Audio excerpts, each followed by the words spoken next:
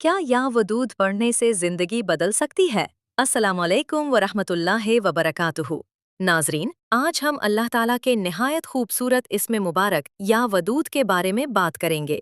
बहुत से लोग पूछते हैं कि या वदूद पढ़ने के क्या फ़वाइद हैं? क्या इससे मोहब्बत बढ़ती है? क्या इससे दुआएं कबूल होती हैं? आइए कुरान और सुन्नत की रोशनी में इस मौजू को समझते हैं। अल्लाह ताला के अस्माए हसना में अल वदूद भी शामिल है। अल वदूद का मतलब है बहुत मोहब्बत करने वाला, अपने नेक बंदों से बेहद मोहब्बत फरमाने वाला। जब बंदा इखलास के साथ अल्लाह को उसके खूबसूरत नामों से पुकारता है तो ये दुआ की कबूलियत का एक बेहतरीन जरिया बनता है।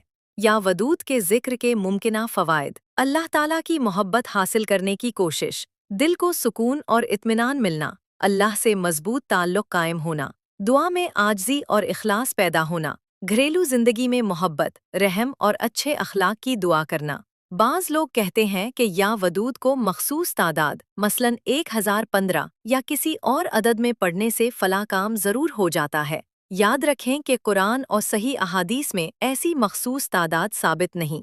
अगर कोई शख्स अल्लाह की रज़ा के लिए बग़ैर किसी गैर साबित अक़ीदे के उसका जिक्र करता है तो ये अच्छी बात है, लेकिन किसी खास तादाद को लाजमी या यकीनी असर वाला समझना दुरुस्त नहीं जब तक इस पर मोतबर शरई दलील मौजूद न हो।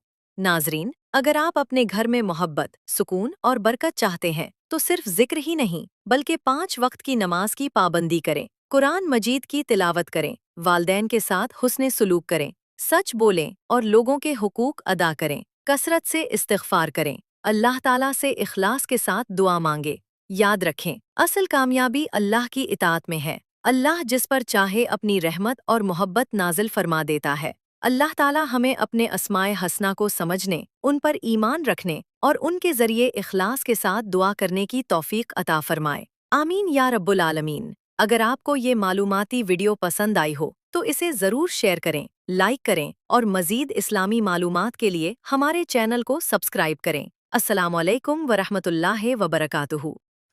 Thank you for you waiting